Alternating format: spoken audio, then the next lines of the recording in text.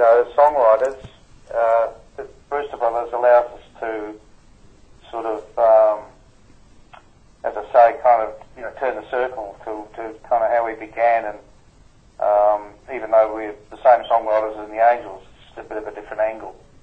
Indeed, well, like you say, it does draw on, I guess, some of the roots that the Angels have from the Moonshine Jug and String Band and that sort of thing.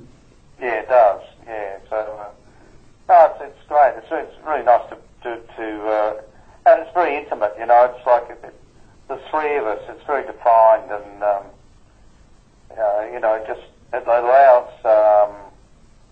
Well, number one, I'm singing. It's really good for me to sort of discover, something about myself as a singer. And the other thing is that, it's great to have Rick sort of explore his talents on keyboards, because he's always been, fantastic. And of course, there's not much keyboard in the Angels, so it's really good to see him playing keyboard. And of course, he's playing his guitar beautifully. I mean, Rick's a great virtuoso musician, he's a great soloist, and it's just sort of put all that across pretty clearly, I think. Yeah, well, Rick actually was a classically trained pianist. Is that right? He was, yeah.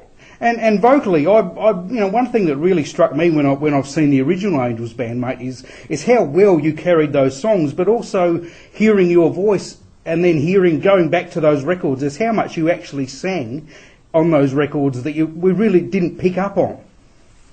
Yeah, I suppose that's true. I did actually sing a lot.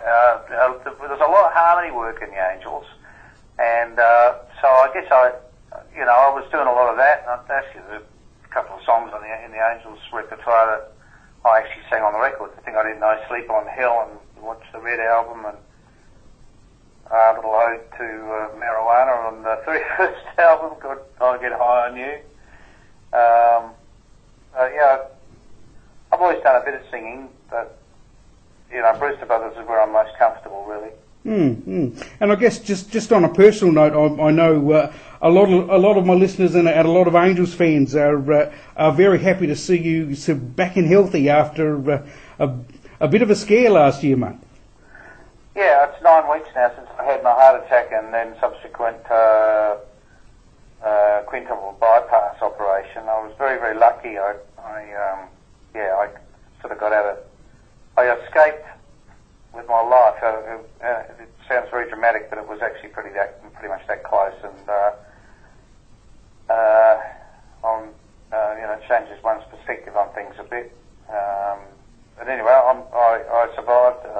They did a great job in fixing me up, and I feel better than I've felt for years actually now. Still getting over the physical trauma of the operation. That takes a little while to get over. But I'm doing really, really well. Excellent, fantastic to hear. 5 gigs in Tamworth, and it was just brilliant for us. So I'm match fit again. Fantastic. Well, I heard very glowing reports about Tamworth. Is that a different experience for you guys and a totally different audience? Well, yeah. Well, the thing is, it's always nice to be part of a festival, because there's a whole thing going on all around you. There's music in the streets, literally. Although, because at Tamworth, there's a lot of karaoke going on in the streets. I'd rather see people actually just playing. But the Tamworth Festival, absolutely sensational. I mean, there's just thousands and thousands of people everywhere. But every gig, we started on the Saturday night. We did the town hall, which is one of the most lovely venues you could ever meet, come across. And that was a lifeline concert, and I'm sorry, I'm just trying to remember. Yeah. Well, we started there, and then we did 4 of our own gigs, and I think because we did that town hall gig on the Saturday night, it sort of got a lot of people talking, and so all the other gigs were really filled up, and a wonderful experience for us. In fact, they've asked us to play Tamworth again next year already, so we're really excited about that. Fantastic. And just on the subject that we spoke about before with your health and the Angels, is your son's name Sam? Yes, he is. Yes, Sam. I saw him fill in for you in the Adelaide gig in November, mate, and I just was amazed. He did a fantastic job. How good is he, eh? He's a chip off the old block. You have taught him very well indeed. Yeah, well, he's doing a Bachelor of Music degree at the moment. He'll have that at the end of the year. But I'm so proud of him. I had a heart attack, as you know, and then the operation, and he had 2 days, or a day and a half actually, to learn the entire Angels repertoire. And whilst he might sort of know the songs, he sort of never played them before. And he just sat down with his guitar, learned it all, and walked on stage with the Angels with no rehearsal, and absolutely nailed it. And he did nail it. He looked like he'd been there forever. I'm incredibly proud of him. My son Tom played the last 4 gigs on the last Angels tour too, on the drums. Oh, okay. Well, he filled in a bit with the original Angels band as well. Yeah, he's fantastic. And I've got another son called Harry who's a fantastic guitar player. So they can just take over the whole band, if they wanted. Those kids. Well, maybe that can be the plan in the future, mate. The name can live on in your kids. Yeah, we'll just set him out the road, take the royalties, and just give them a sort of a basic wage, and they can play at our place. Fantastic. Yeah, no, it's great. It's a wonderful thing. It's music's a fantastic thing that we've all been very blessed with, having musical talent bestowed. It's been going on in my family since my grandfather, who was a concert pianist, and then my father was a lead cellist in the symphony orchestra, and we just inherited this gene that is music, and we're very, very lucky. Indeed. Well, they're fairly serious credentials to have passed down to you, indeed. Oh yeah, those guys are really serious. just on the subject of the Brewster Brothers and the Angels, one of the things I've noticed that you guys do that surprises, or I find surprising, is the choice of Angels material you do. Like, for instance, Face the Day and Take a Long Line are not things that I would sort of jump at the Angels song list and pick as something you'd do acoustically, but they work so well. Yeah, look, they do. I think back in those days when we wrote those songs, we had this kind of philosophy or policy or whatever you want to call it, that if a song didn't work well when you picked up an acoustic guitar and just played it with one acoustic guitar, then it wasn't probably worth writing or finishing or recording or whatever. So even a song like Take a Long Line, which I think is just needs a flat out rock band, actually works beautifully when we do it with the Brewster Brothers. Indeed. And as you say, it's proof in the pudding from the original Angels band stuff and what you're doing with the Brewster Brothers, that those songs do work so well acoustically. Yeah, well, we recorded Face Today because, that's kind of a bit, it's just one of our favourite songs that we wrote back then, and it just suits the Brewster Brothers because it gives us the kind of bluesy aspect to that song, but it really suits us. And it is nice to hear some reworkings of how you give those tunes a different treatment. Yeah, it's good.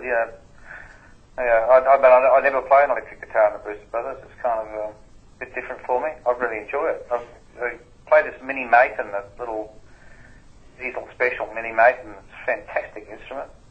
Fantastic. And I've seen you play, and just you both have this big grins on your faces. You're obviously having the time of your life. Yeah, we do. We do.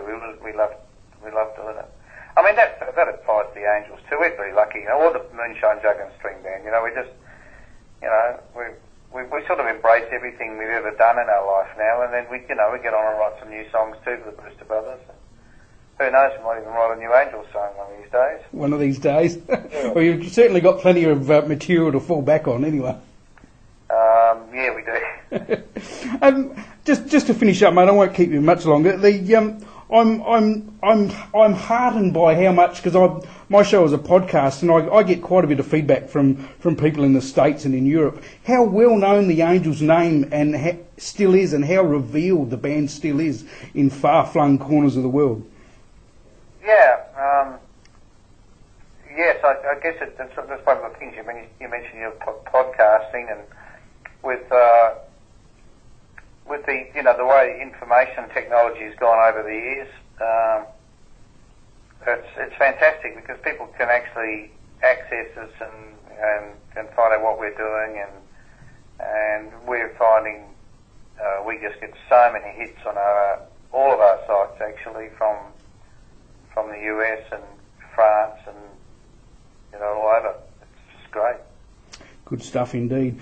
Well, yeah, I'm sure people all around the country are looking forward to seeing you out and about with the Brewster Brothers, and I'm certainly one of them, and didn't expect to see you on the boards so quickly, but you're sounding fantastic and great to see, mate. Yeah, well, thanks very much. I did make sure I went to the cardiologist before I did Tamworth and get a bit of an